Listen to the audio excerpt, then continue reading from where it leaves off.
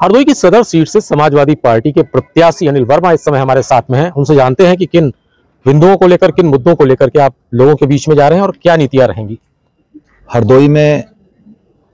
हरदोई का कैसे सर्वांगीण विकास हो सके, इसके लिए हम इस विधानसभा क्षेत्र से चुनाव लड़ने के लिए आए हैं।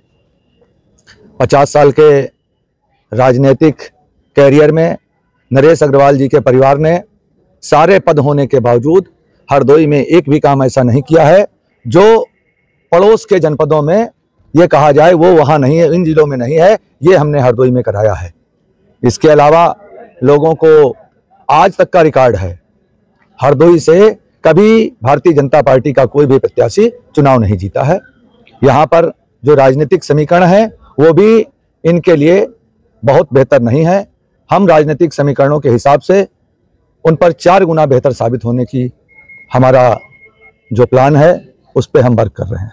उनका और उनके परिवार का ऐसा कहना है, उनके बेटे का ऐसा कहना, जो कि यहाँ से बीजेपी से लड़ रहे हैं, कि जो भी इस क्षेत्र में विकास हुआ है वो उन्हीं के द्वारा किया गया है। शहर में लाइट, पानी, बिजली, जितनी भी मूलभूत सुविधाएं हैं उन्हीं के द्वारा दी गई हैं। और आपका कहना है कि उन्होंने वो विकास ही नहीं किया। तो क्या पहले तो वो समाजवादी पार्टी में ही रहा करते थे, तो क्या कहना चाहेंगे? मैं इस विधानसभा क्षेत्र से ग्रामीण क्षेत्र का एक हिस्सा जुड़ता है, उसके 2 ब्लॉक आते हैं, 52 और हरियामा। 2002 से 2007 में मैं उस क्षेत्र का विधायक रहा हूं। उन 5 वर्ष के अंतराल पर जो मैंने उस क्षेत्र में काम कराए हैं, चाहे वो सड़क के मामले में ले लीजिए, चाहे वो हैंडपाइप के मामले में ले लीजिए, या रियल लोगों के सम्मान के मामले में ले लीजिए। मैंने चुनाव 2002 से 2007 में जो चुनाव जीता था तो हरदोई सवाजपुर चौड़ीकरण मैंने कराया था। उसके बाद एक बार मैं बालामाव से भी विधायक हुआ हूं। मैंने प्रताप नगर चौराहे से संडीला तक का चौड़ीकरण, वो भी 30 किलोमीटर का चौड़ीकरण रोड का मैंने कराया है। इसके अलावा हरदोई में अगर एक स्टेडियम आता है, जो हर जिले पे एक स्टेडियम होता है, मैंने 52 ब्लॉक में सन 2002 से 7 के कार्यकाल में उसके लिए जमीन अलॉटमेंट करके छोड़ी, लेकिन उसके बावजूद वहां ग्रामीण क्षेत्र में कोई भी स्टेडियम नहीं बना है। जबकि कई क्षेत्र ऐसे हैं जो कि लोगों के क्षेत्रों में 4-4, 6-6 स्टेडियम बने हैं। बच्चों के लिए भी ऐसा कोई काम नहीं किया गया है जिसकी तुलना की जा सके।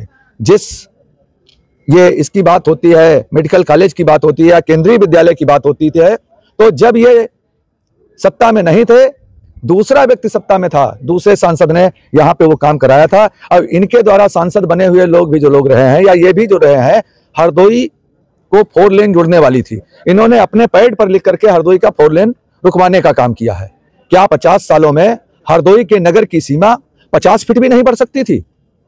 जितना व्यक्ति नगर में रहता है उससे अधिक व्यक्ति नगर के आसपास रहता है, उससे अधिक वोटर नगर के चारों तरफ है, लेकिन उसके दरवाजे के सामने ना सड़क है, ना नाली है, ना कहीं बिजली के, जिसकी बिजली की बात वो करते हैं, ना बिजली के खंभे हैं, ना बिजली के तार हैं। आप संभ्रांत पत्रकार हैं, आप जा करके वीडियो कवरेज करके देख सकते हैं। शहर में आप घूमिए, एक रोड आता है, ये RR कॉलेज के सामने वाला नगर का रोड है, जा करके देख लीजिए कितने गड्ढे हैं।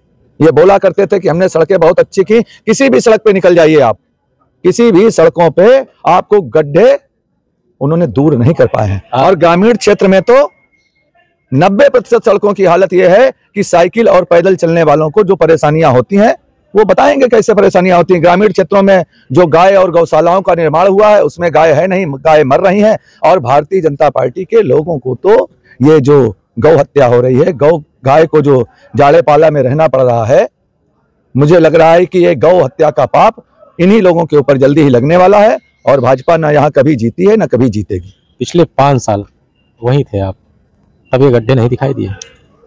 मैं जब विधायक था, जब मेरा स्तर था, उस समय हमने अपने क्षेत्र में भरपूर काम कराया है। ऑन रिकॉर्ड काम हमारे सारे दिखाई पड़ेंगे।